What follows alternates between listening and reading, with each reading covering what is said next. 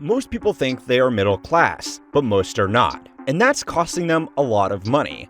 This society-wide problem is made even worse because nobody knows what the fuck middle class even means anymore.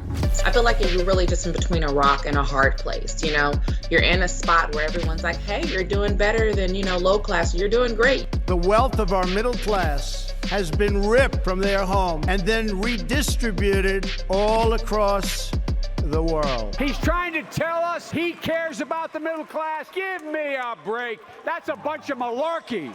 And you're underneath the people who are actually doing fine. You probably think middle class is what most people think middle class is. Not rich, but not poor. A middle class family can afford a regular home with a 30-year mortgage, 2 cars, and a vacation once a year.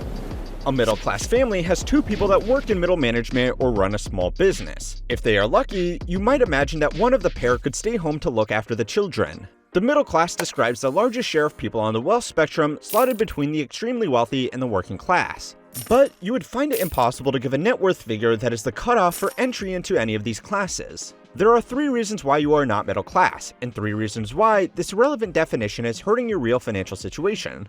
The first reason you are not middle class is because that term really doesn't mean anything anymore. I was at a seminar recently where somebody literally said, there is no middle class anymore, the middle class is gone. The middle class was first used in early modern Europe to describe the middling people that were not nobility, but not peasants either. They were wealthy merchants or factory owners. If you don't own a factory or a fleet of trade ships, you already fall outside the original definition of the middle class. Today, these people would be considered upper class, especially in America where we rejected the idea of nobility.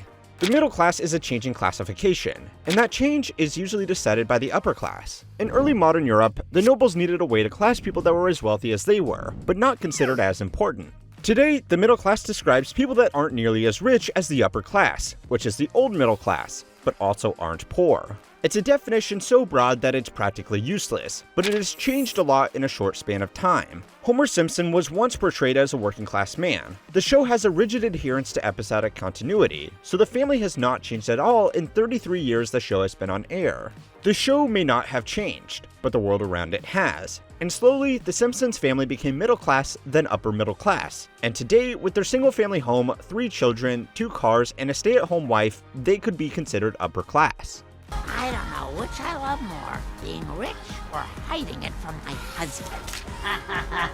The definition may be meaningless, but it's not useless. Everybody from companies to politicians target the middle class as the largest block of customers and voters. This really will mostly benefit the middle class and jobs. You probably like to think you are middle class even if you are not. People will place themselves into this group and accept that something that's good for the middle class is good for them. This is a very useful trait when chasing votes or marketing a product.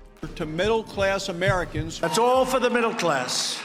a middle-class tax cut America's middle class is getting hollowed out. Until middle-class incomes are going up. A system for classifying people based on their wealth that has remained consistent over time is simply dividing people into 2 groups, the working class and the upper class. The first group are people that need to work to pay their living expenses, the working class. The second group is those that don't need to work because they have enough income from investments or other payments. According to this definition, a doctor that still needs to work to pay the mortgage on their 7-bedroom McMansion is working class, but a retiree living on a pension would be upper class. The definitions are simpler, but the outcome is just as blurry.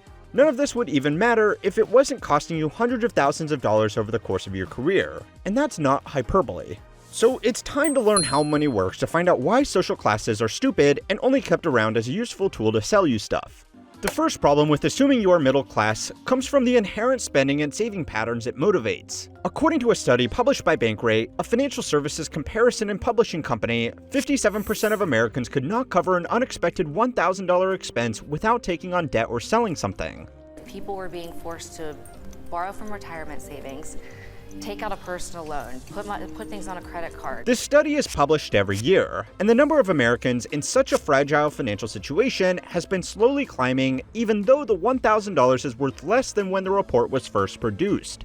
Even if your definition of middle class is different from all of the other definitions, we can all agree that having less than $1,000 in savings is not a trait associated with the middle class. A Gallup poll found that a majority of Americans still identify as middle class, which means that there is an overlap of people that can't afford a $1,000 expense but still consider themselves middle class. The idea of what a middle-class American looks like is both the cause and effect of this. A survey conducted by Lending Club found that 36% of people earning at least $250,000 a year were living paycheck to paycheck. We've struggled. I mean, we've gone from having money in the bank, having savings, to living paycheck to paycheck and basically trying to make ends meet, and sometimes they don't meet.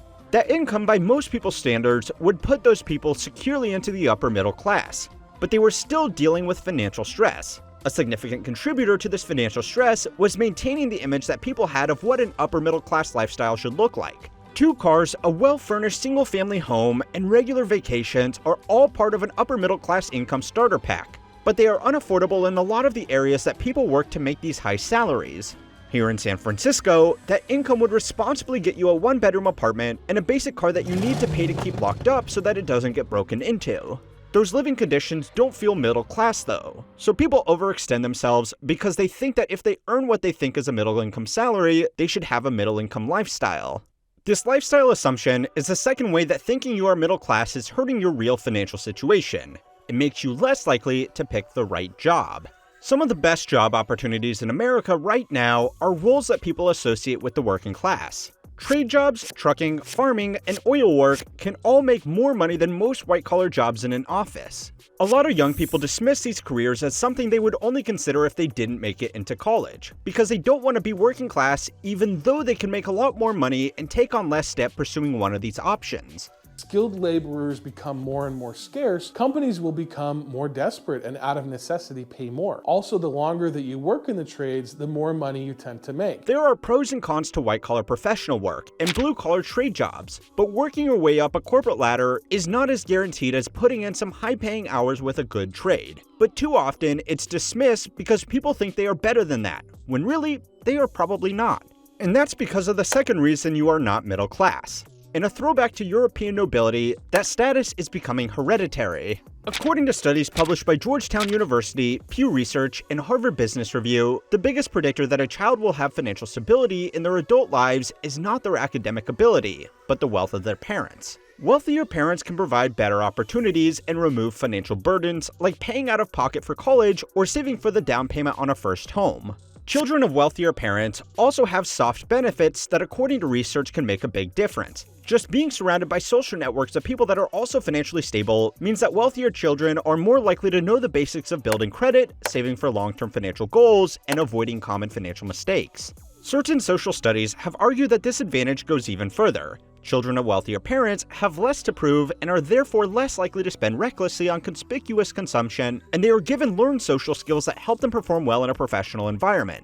Even if the child of wealthy parents doesn't end up in a high-paying career, they can still end up significantly ahead of those that do. Children from poorer households that break the cycle and earn a middle or upper middle class income are still going to need to catch up financially. These children will need to pay their own way through college by taking out student loans. They will need to buy their own car, build their own credit, save for their own down payment, and they will also be under more pressure to help improve the financial situation of their family. These people are overrepresented in the same group of high-income earners with very low financial security, and that's what causes the third problem with thinking you are middle class. It will make you take unnecessary risks. If people who believe they are middle class can't afford the trappings of what they consider a normal middle class lifestyle to look like, they might take on debt to keep up or look at risky alternatives to make money. Which group of people do you think are most likely to fall for financial scams? If you are brave enough, put your answer in the comment section so we can all make fun of you for being wrong. According to the FTC, elderly people trying to pay back the IRS and gift cards actually fell for scams at a lower rate than young professionals on above-average incomes.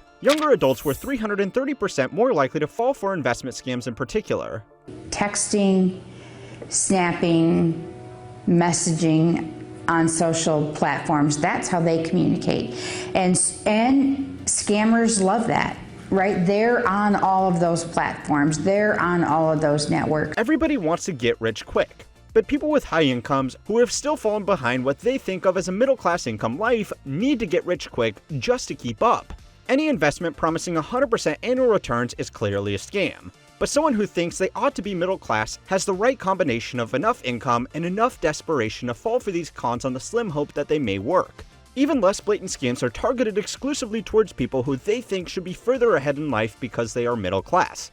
Let's test this out. Here, watch this ad. Now tell me honestly, Was that ad someone trying to pitch you an Amazon automation, day trading, drop shipping, or real estate investing course? Or do you have AdBlock or YouTube Premium and are totally confused right now?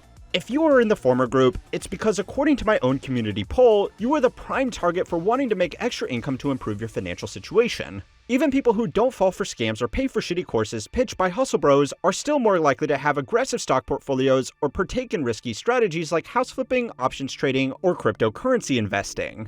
This financial anxiety can hurt you in more ways than taking more dumb risks. It also causes the fourth problem with thinking that you are middle class. It makes you less likely to take smart risks. Financial security has a lot of benefits. People that save more and spend less are happier, and having a middle-class job to pay for a middle-class life is about as secure as most people think it gets. The problem is that people get used to this imaginary safety and put themselves in quite risky financial situations to maintain it. A person who has been with their employer for a long time will feel secure in the role, even though multiple studies have found no correlation between time at a company and job security beyond probationary periods. The reason that people expect that they are more secure at a job they have been at longer is simply survivorship bias. If they haven't been laid off yet, they are less likely to be laid off at all, even if that is simply not true. Employees that stick with their employers for longer than 3 years at a time not only earn significantly less than their peers who move jobs more frequently, they also have less overall job security. Potential employers do value company loyalty, but they value a range of experience and flexibility to different situations more. Someone that has been with their former employer for decades is a red flag to hiring managers because they could be set in their ways and difficult to train on the unique processes that every company has. These calculated risks don't stop at moving jobs. They can also be moving to a new city with much better job opportunities, starting a business in a field they have experience in, or just asking their boss for a raise. Someone who is barely maintaining a middle-class lifestyle is less likely to take these calculated risks because they know that any complications could cause them to lose their facade very quickly. Now, the third reason that you think you are middle class is because the middle class and upper class are the groups most portrayed in the media. UPS drivers are grabbing headlines across the country for being awarded salaries of $170,000 a year for doing deliveries. It sounds amazing. But if this is even true, it's a good news story that is covering up a trend that has cost you dearly. There is a reason these delivery drivers are making six figures and you aren't. Then it all began to shift. There's no correlation now between productivity and wages. Folks in the middle class are in trouble. Record-breaking jobs growth, wages aren't growing as fast as expected, and many economists aren't sure we're going to see much of a pickup from here. Last month, the union representing 340,000 UPS employees, including drivers, threatened a major strike unless the company renegotiated contracts around pay, benefits, and conditions. The company came to a compromise over all of these points. The union wanted air conditioning in all vehicles, and the company compromised by offering air conditioning in all new vehicles. That cargo area where all the packages are kept, it's pretty much like opening up a big oven and walking into it. The union also wanted clear language about drones and driverless vehicles that could take workers' jobs. The company can still use new technologies, but now it needs to inform workers and the union before it does. And most importantly, the union wanted a significant pay raise for workers, which the company did agree to, but it will come into effect over the next 5 years. Teamsters want a very strong contract, and we want a very strong contract for ourselves, and of course, we want it for the future. According to data from the U.S. Census Bureau, wages for average Americans have been stagnant since the 1970s, and according to a Bankrate survey of 2,500 Americans, people need a salary of $233,000 a year to feel financially comfortable. That's more than 3 times the median household income, which is $71,000 a year. But it is in line with the amount that the average household would be earning if wages kept up with productivity.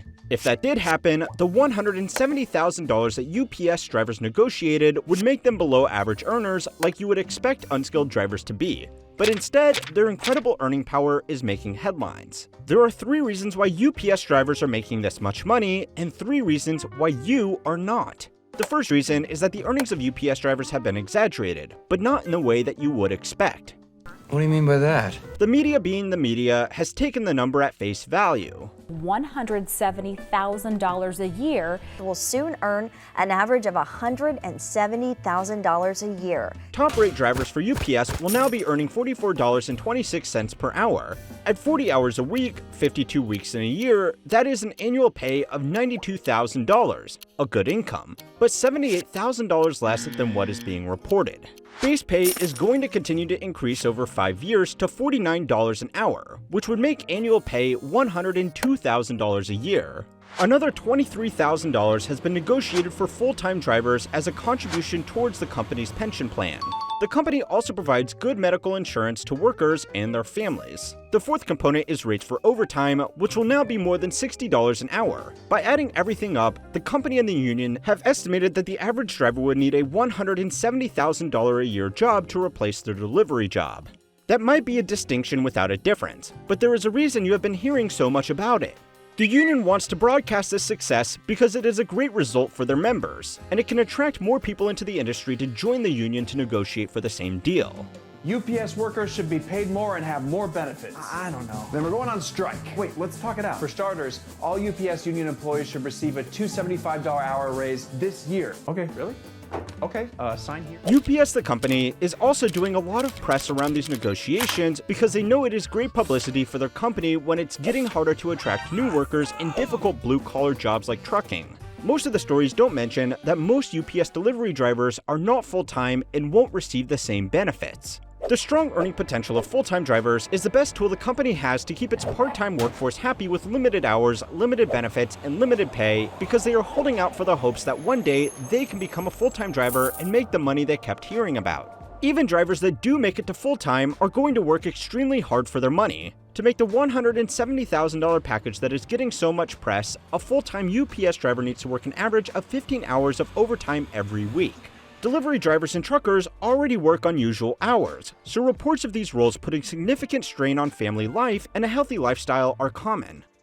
We have some lower seniority drivers that haven't known what it's like to work less than a 12-hour day for years. Now, maybe you already work overtime in a stressful job, and the only difference is that you are not getting paid any overtime for it. Professional white-collar jobs rarely have formal overtime, so if you work in one of these roles, the only compensation you are going to get for putting in extra hours is keeping your job or maybe a promotion if you are lucky. And there are two reasons for this. The first reason is that white-collar work is typically less operational. The company you work for doesn't make any additional revenue for every TPS report you file, but UPS does for every additional package delivered. The second reason is that if you work a professional office job, you typically could earn more money over your career by being awarded high-level management positions. The overtime you do as a junior is paid for with professional development. It's bullshit, but most white-collar workers consider themselves better than clocking in and clocking out for overtime, so they don't fight as hard to be compensated for the hours they work. Under the Fair Labor Standards Act, high-level management and executive employees are not entitled to overtime compensation. To take advantage of this, a lot of companies give junior-level white-collar employees phony titles like sales executive. The employee gets a small ego boost, and the company doesn't have to pay overtime. The second reason that full-time UPS drivers are making more than you is because they have a lot of negotiating power because they are hard to replace. Total compensation is a function of how well you or a collective body like a union can negotiate, how much money you can make the company, and how hard it is to replace you. What are the remaining sticking points in this negotiation? Completely economics. We've got 95% of the contract negotiated, all favorable for our members, no concessions. And UPS just is balking at rewarding the people that make them the success that they are. If you aren't making as much as a UPS driver, it's simply because you aren't maximizing one or more of these three variables. UPS has strong earnings per employee, with the average worker in the business contributing $191,000 per year in top-line revenue across the 220 countries and territories it operates in. The company does not release financials specifically for the American market, but it's likely that earnings are higher for workers in America because it is a large market with a strong appetite for e-commerce, which is fulfilled by companies like UPS. A company can't pay its employees more than it makes in top-line revenue because it also has to cover overheads and return a profit to shareholders. UPS's earnings per worker are lower than most large companies because it employs so many people. Walmart, another large employer, had revenues per employee of $260,000 in 2022, but it had more overhead with thousands of large locations, inventory, and higher marketing expenditure. People do more thorough analysis on the fundamentals of a company they want to invest a few $1,000s into than they do on a company they want to build a career with. Negotiating is also something you probably suck at. A survey by the talent management company Robert Half found that only 54% of professionals negotiated a higher salary with their most recent employment offer. 66% of men surveyed asked for more money, and only 46% of women did. A more recent study by Pew Research on white-collar and blue-collar workers found that only 30% of those surveyed negotiated their pay when accepting their current job. At the same time, 9 out of 10 employees are open to negotiating salaries, and 85% of employees who asked for a raise were successful in negotiating one. If you don't seek out more competitive offers from your current job or move jobs to get a better package, a company is unlikely to offer you anything competitive. New hires are out-earning seasoned employees in most companies in America right now because companies aren't going to keep your wages competitive unless you make them. UPS drivers had the benefit of negotiating these wages collectively through one of the most powerful unions in America. But if you are hard to replace, you could have just as much negotiating power. And that's the third thing most people don't get right.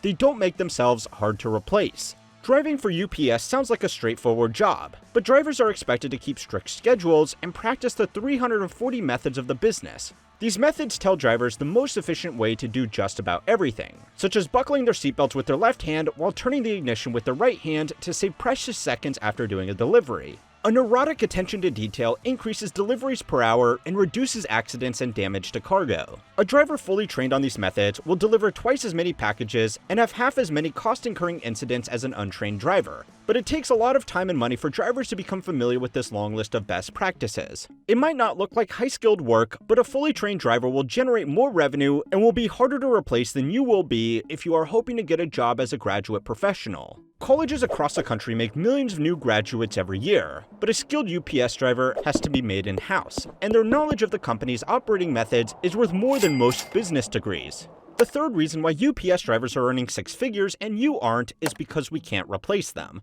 E-commerce has cut retail jobs and created delivery jobs in parallel.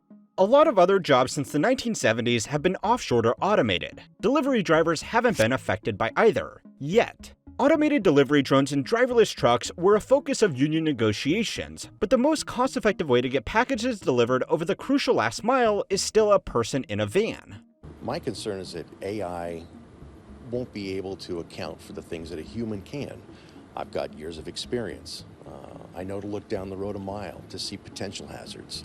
80,000 pounds, driving headlong unmanned. A new driver hoping to make logistics a long-term career is taking a serious risk that driverless technology doesn't make them redundant, and to compensate for that risk, companies such as UPS need to match that risk with the potential for a high reward. So you probably shouldn't don the brown socks, but you should make sure that you understand the opportunities and the risks of your own career plan before committing too much time and effort towards it. The bonus fourth reason that UPS drivers earn more than you is because it's not a glamorous job. People are willing to take a serious financial hit just to get a job title with prestige. A 2018 survey found that 39% of employers give promotions without a pay raise, up from 22% in 2011. Younger employees seem more likely to accept these deals. 72% of people under 34 said they would be willing to take a new title without an improved salary as long as it sounded more senior. How much money would you need to buy the American dream?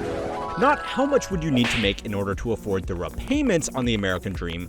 How much would you need to buy the house, the 2 cars, the family, and a basic vacation every year? I know it's not going to blow your mind to find out that these supposedly vital ingredients to a good life have gotten kind of expensive, but it has reached a tipping point. The American dream is not dead, so much as it's an extreme luxury in many parts of the country that can now cost as much as $10 million to afford. That's more than most of us will ever earn in our lifetimes before taxes, interest payments, and basic essentials like food. Sorry to be the bearer of bad news, but holding on to the traditional financial wisdom of what you ought to have in life is now permanently out of reach for most people. And as more Americans realize this, it's fundamentally reshaping our economy. Whether or not to have children, it's a topic these young minds discuss and contemplate. Aaron, his wife Celia, and their 2 children have lived in this parking lot outside of Seattle for the past 9 months. Workers carry $6,000 of credit card debt, while the average American has almost $8,000 worth. This household configuration of dual income partners living alone without children is on the rise. So, there are 3 points to this video that are each obvious by themselves, but get really interesting or worrying when you think about them all together. The first point is that the typical American dream has gone from an affordable lifestyle that even someone with a basic job could afford to live to an extreme luxury that even professional dual-income households are struggling to keep up with. The second point is that alternative lifestyles that used to be considered extremely luxurious have become way more affordable than a cookie-cutter suburban home with a 30-year mortgage. And the third point is what happens when people are making the logical choice and picking the better life for themselves. Now, I am calling it the American Dream because it looks better in the title of a YouTube video. But let's be honest, the story is the same around the world, and some places have it even worse than us. According to data from the US Fed and the US Census Bureau compiled in the Case-Shiller Index, the average cost of a home in the US is now more than 7.6 times median combined household incomes. That's now significantly higher than it was in the lead up to the global financial crisis, an economic meltdown enabled by housing speculation. If you think that's bad, spare a thought for the UK, which has lower wages but similarly priced homes, or Canadians, who, according to data compiled by Financial Samurai, have on average 10% less disposable income but live in houses 75% more expensive. New mortgage rates are also at the highest point they have been since the year 2000, when home prices were only 4 times household income.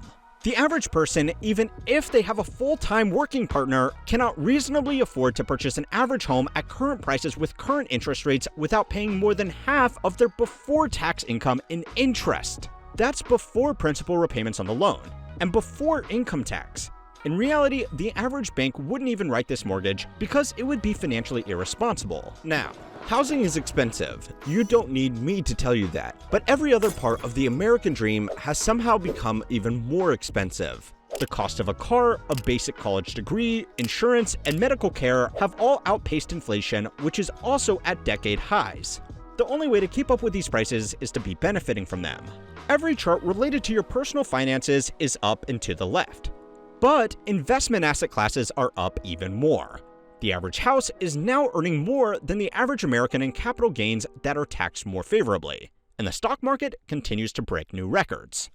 Adjusted for inflation, household incomes have increased by 20% since 2005, but the Nasdaq is up by 340%. People who have had time to amass assets or children who are lucky enough to open an account with the First National Bank of Mommy and Daddy are the only people left who can afford the trappings of the middle class.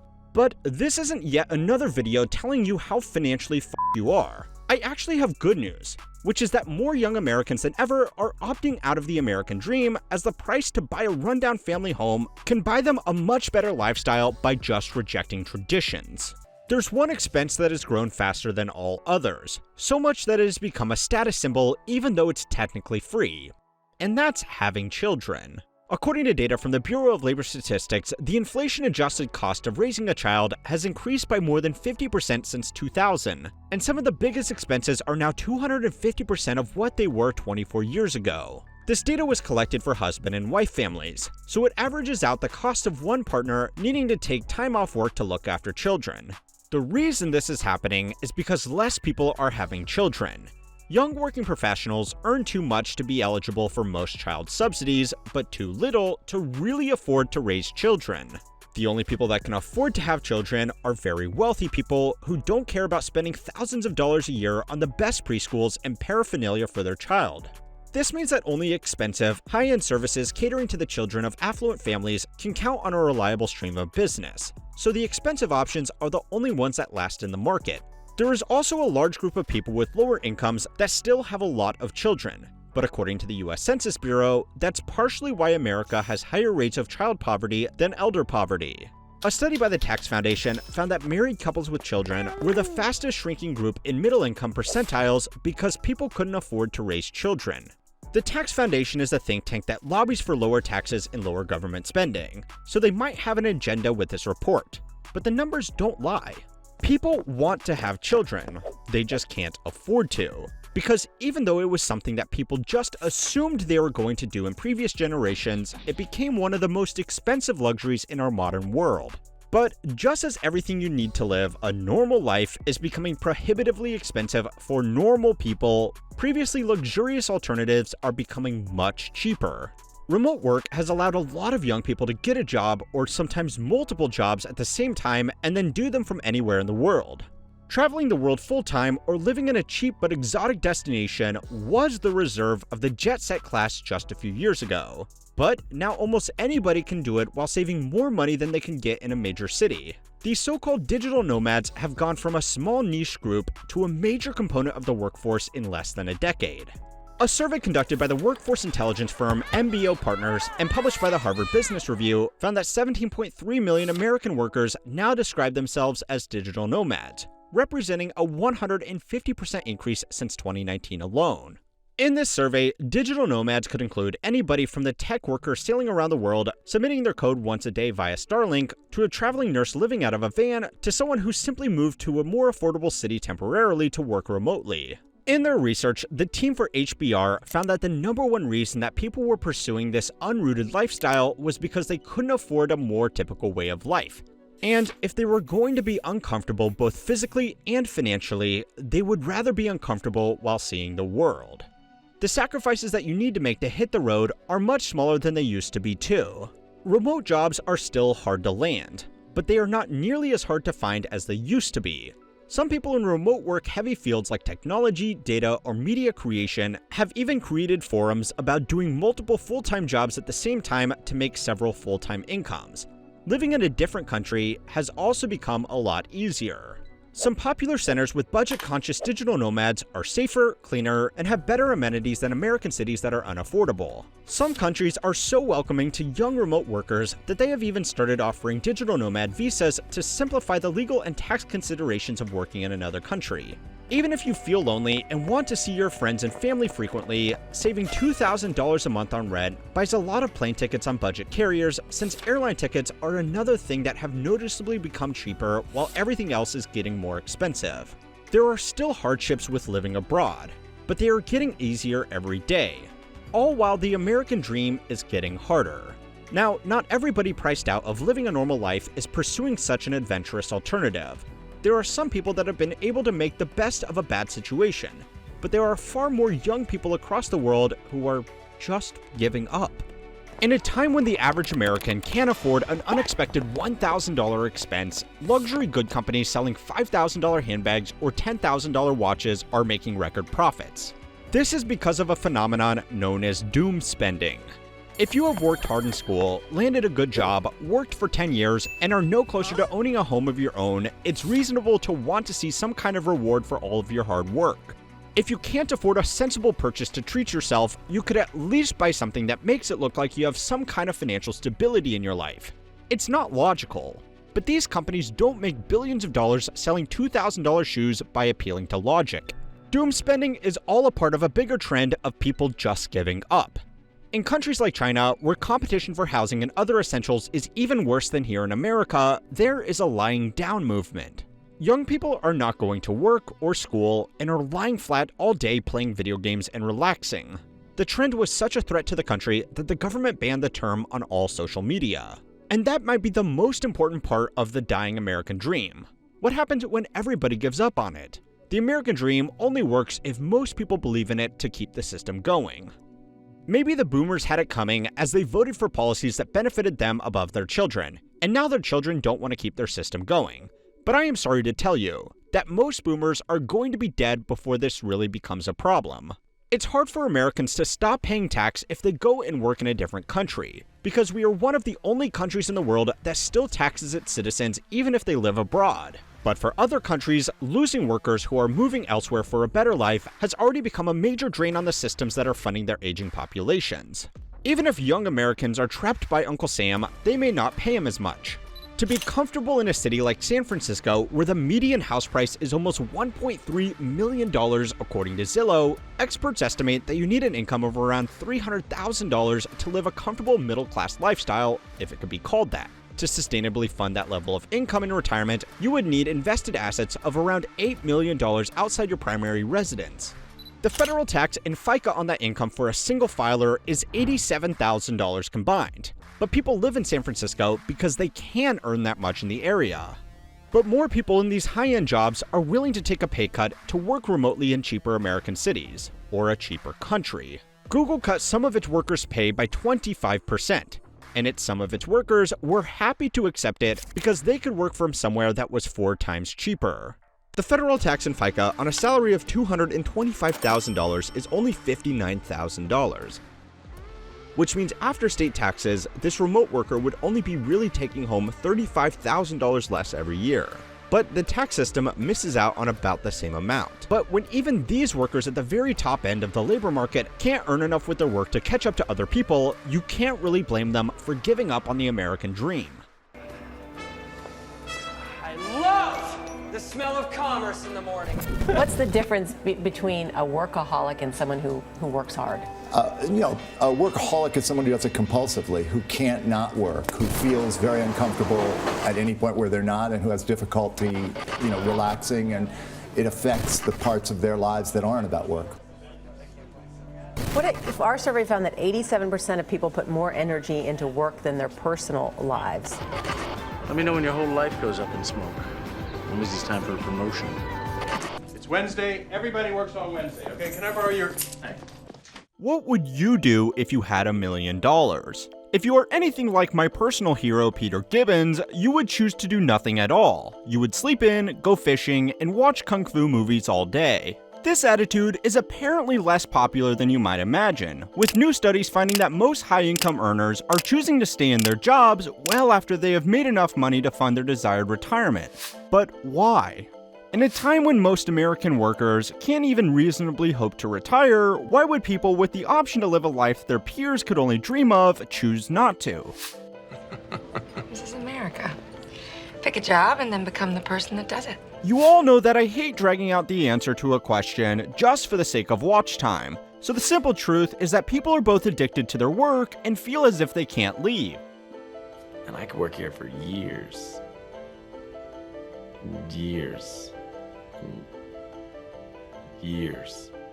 Why they feel this way is still a bit of a mystery, but looking at some of the leading theories tells us a concerning story about how modern careers are making even the most secure workers feel very uneasy about their futures. The first and simplest reason high-income American workers are stuck in their jobs is simply because they are no more financially secure than people on lower incomes. Why is it so hard to just enjoy things?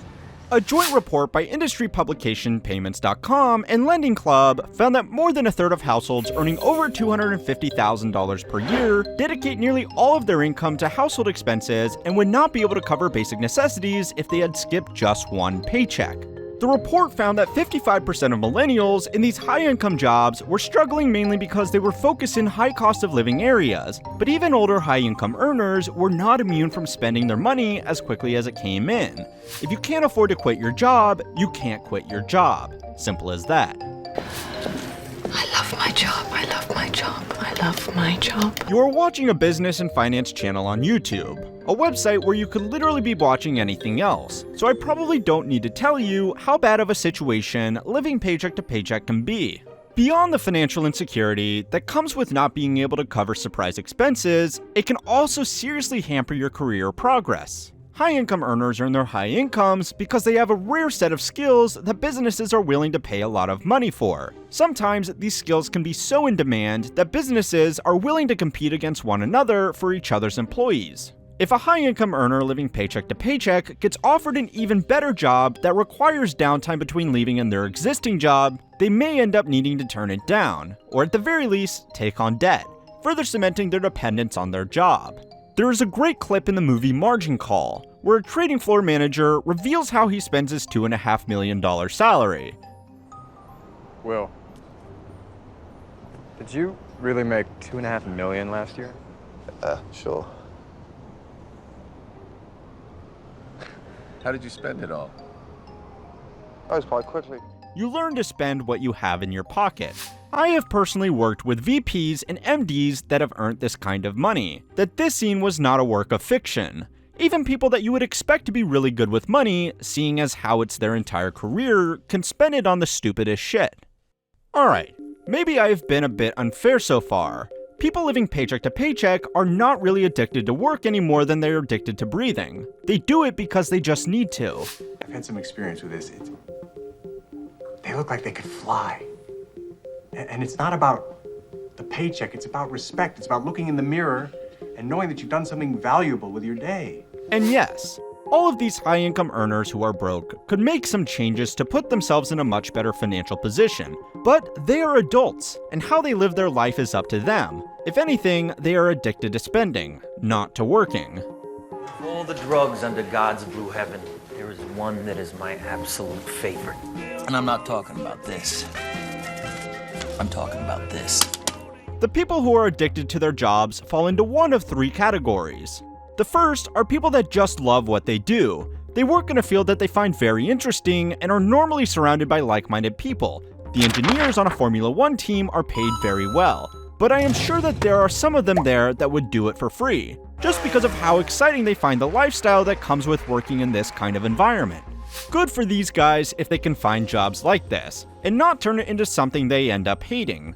Watch my video on why you actually want a really boring job to see what I mean. The second type of person who is addicted to their job normally does not enjoy it nearly as much as the first person. These are the people who have worked and studied hard their entire life to get themselves a prestigious position in their chosen field. Life is this. I like this. These are your doctors, lawyers, engineers, and senior management types. These people have sacrificed so much to get to where they are that their career has become their life. Their only friends are their colleagues, they don't see their family as often as they should, and they certainly don't have time for regular hobbies. The only place in life that they have in order is their career, and the only place they ever get positive feedback is at work. For some people, their work is their entire identity, and simultaneously, the most interesting thing about them. You can be a remarkably boring person, but people will still give you a lot of respect if you tell them you are a doctor or a C-suite executive at a big company.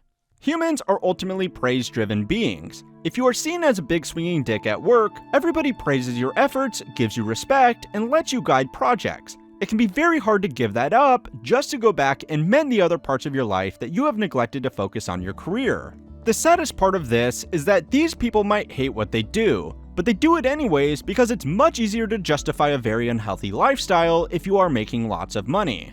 The third type of person addicted to their work might also not really enjoy what they do, but they won't have necessarily neglected the other parts of their life. They are instead addicted to their work because the companies they work for have intentionally set them up to be.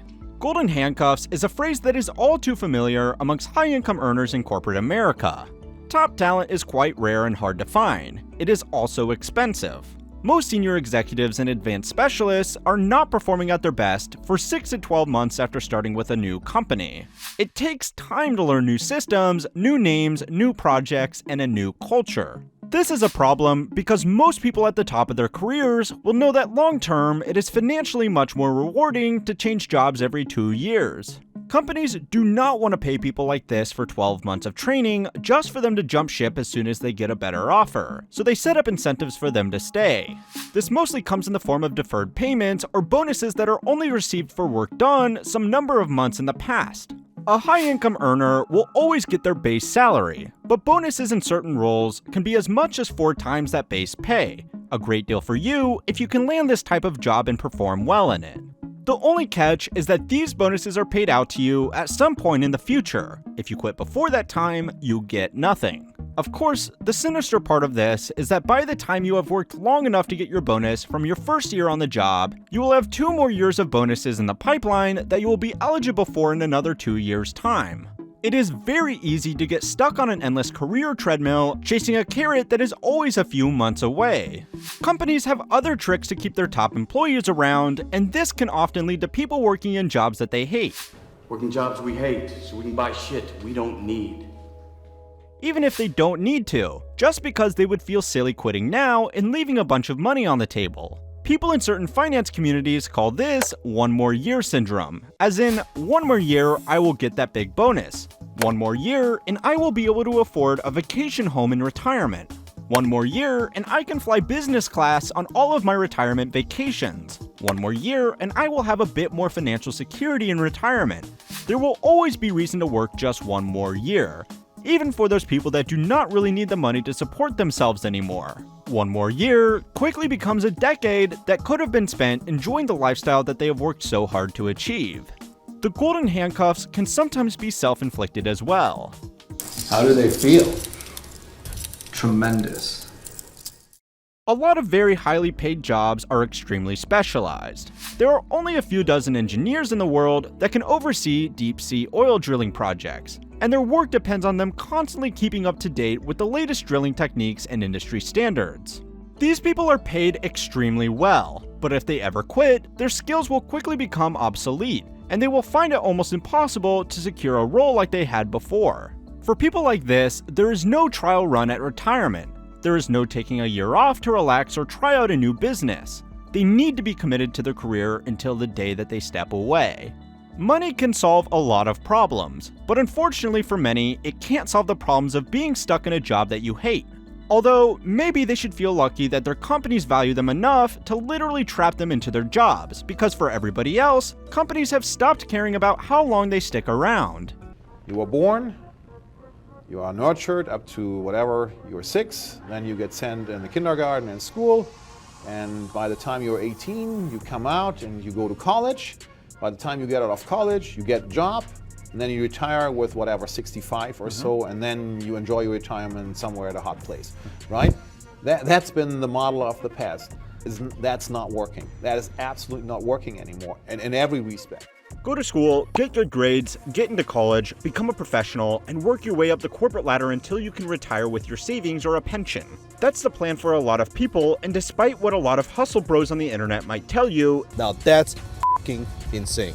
It's a good plan if you can stick to it. 9-to-5 jobs are picked on a lot, usually by people that need a way to sell a get-rich-quick scheme. The standard 40-year professional career has let millions of people enjoy very comfortable lives free from the stress that comes with being in business for themselves, but that is all coming to an end. In just the last 24 months, we have experienced quiet quitting, quiet hiring, work shortages, and labor shortages. What a lot of people aren't talking about, though, is how this is just the result of companies still trying to make outdated business models work in an age where workers can demand more from their employers. The establishment of the 40-year career is crumbling, and there are some employers and employees that are doing a great job taking advantage of it, and there are others that are suffering. The first trend is that despite pervasive stories about hustle culture and people making partner before the age of 30 while also building an outside business that dropships physical NFTs through the MySpace storefront, the average worker is not grinding. They are getting less ambitious. A Wall Street Journal article surveyed a range of businesses in demanding fields that are usually staffed by ambitious workers like law, business consulting, and marketing.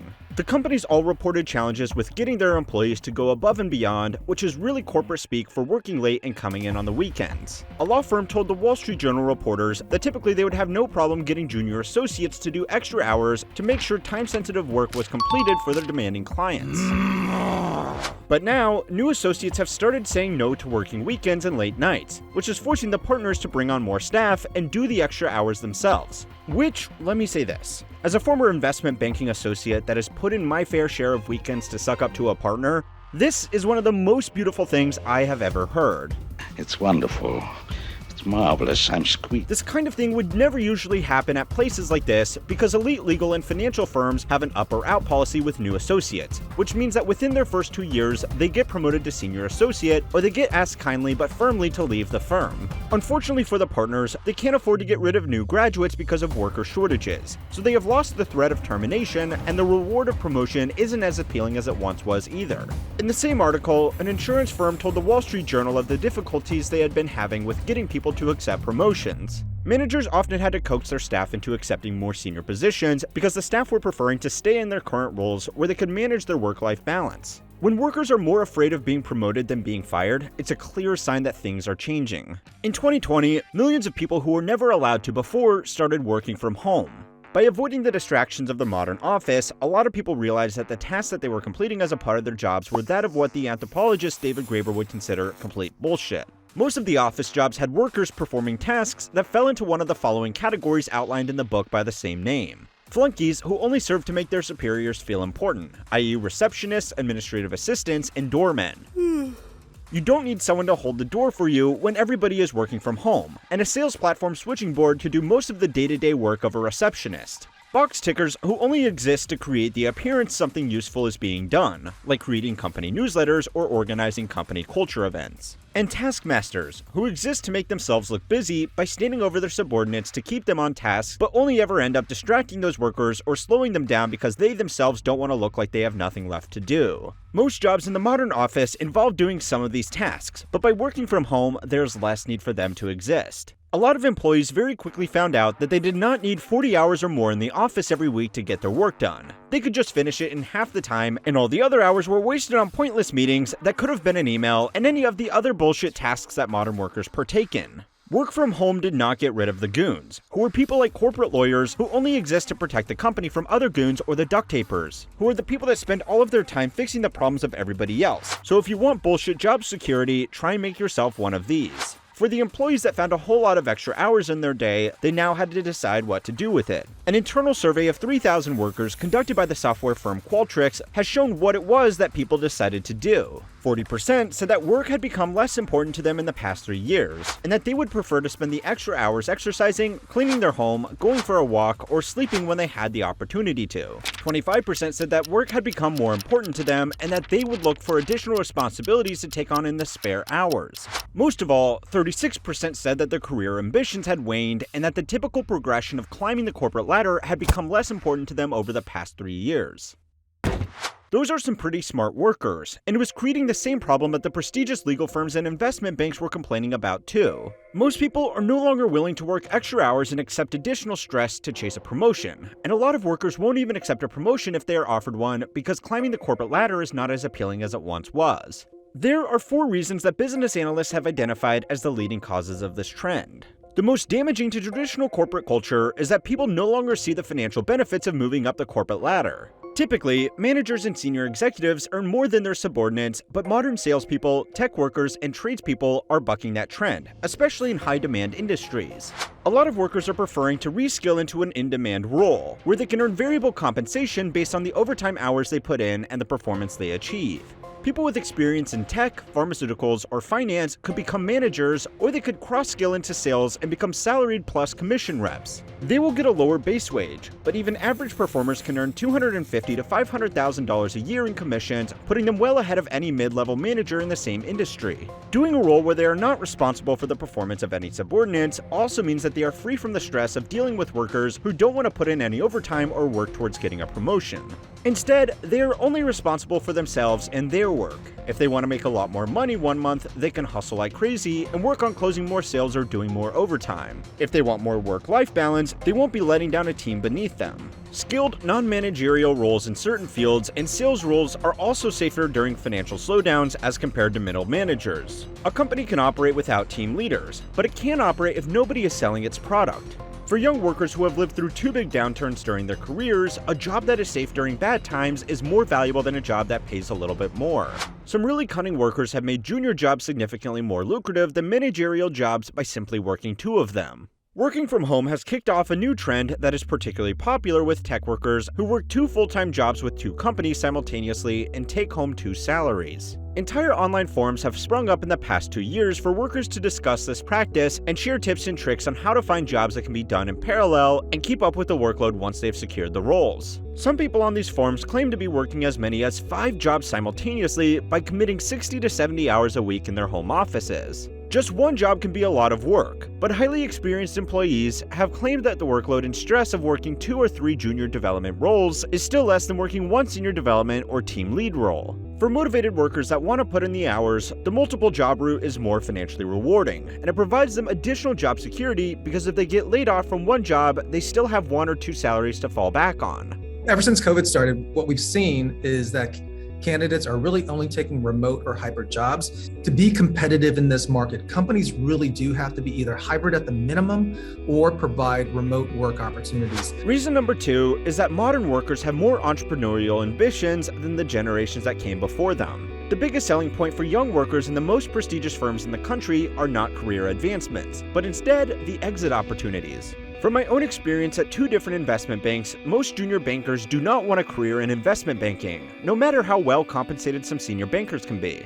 Most banking analysts only want to work in the industry for 2 to 5 years and use that job experience to qualify as a role as a financial executive like a CFO for a medium-sized company, or work in private equity or hedge funds. Or they want to start their own company armed with the detailed industry knowledge on how to raise capital from investors and structure a business for growth. The entrepreneurial spirit is not only alive and well amongst finance bros, the rate at which people report wanting to start their own business has shot up to its highest level ever. There were a record 5.4 million business ID numbers created in 2021, with 2022 expected to have broken that record further. Sometimes entrepreneurship is not all that it's cracked up to be, and I would encourage caution to anybody thinking of giving up a stable 9-to-5 job to start their own business. But smart decision or not, people are doing it. Caution be damned. The third reason people are unwilling to chase promotions is because it ironically makes it harder for them to progress their career. This is a tricky one, so follow along here. The best way for someone who only wants to work the 9-to-5 job to increase their salary is to change companies every 2 years. Employees that stick with their companies for longer than that end up earning a mind-blowing 50% less than their peers who were less loyal and were constantly shopping around for better offers from different employers. The real trick is to do this while maintaining a good relationship with the companies and managers they move between.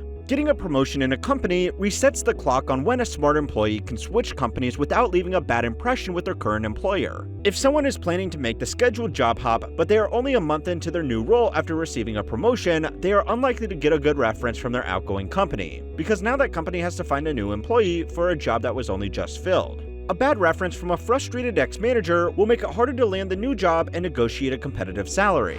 If the employee just stays in their current role and passes up any promotions, they can rely on a good reference from the same manager that they worked under the entire time. The fourth reason that people are no longer willing to work for a promotion is simply because they don't want them. More people are choosing mental health and free time over money and opportunity, because being removed from the corporate bubble has made them realize that there is much more to life than making as much money as they possibly can. A lot of young workers have become disenfranchised because they realize no matter how hard they work, they are going to struggle to achieve traditional financial goals like buying a house and having a normal retirement, so they are seeking out easy work and pursuing alternative lifestyles like video gaming or low-budget travel by living in a converted van. As more workers learn of these 4 reasons to reject the traditional career promotions, companies are going to have to face some big problems. Promotions are the biggest incentives that large companies have to motivate non-executive level employees to do more than the bare minimum to not get fired. The promise of a promotion, if targets are met, is often cheaper than performance-based bonuses. Some companies pay their executives extremely high salaries, not because of the hard work they do, but because they want all of their employees to work like crazy for the chance that they too one day could be a fat cat. Of digital marketing, and you get offered a promotion that's in IT because digital marketing has a lot of technical skills, then should I step out into IT if my goal is to be the CMO? And the answer is no, right? So if it's going to take you off your long-term path, you don't want to do that. If people don't want the promotions or see that they will never make it to the level where they make more money for less work, then the whole system stops working and it spells the end of the traditional career. Workers have also realized that hard work alone will never make them a CEO, and becoming a highly compensated chief executive requires a totally different strategy from what you might expect, starting with an engineering degree instead of a business degree people would expect. If you want to find out the other 6 steps that 80% of Fortune 500 CEOs took to land their multi-million-dollar roles, then go and watch my video on how to become a CEO.